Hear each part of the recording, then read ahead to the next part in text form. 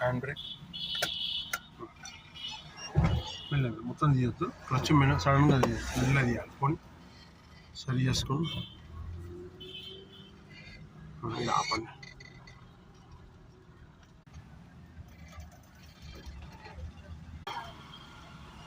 Last straight one, straight one, third gear clutch లోపలికి, మూడో gear right one, straight one, right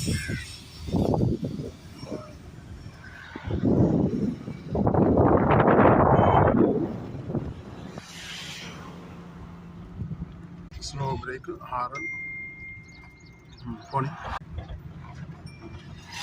speed పెంచి fourth gear వేయండి.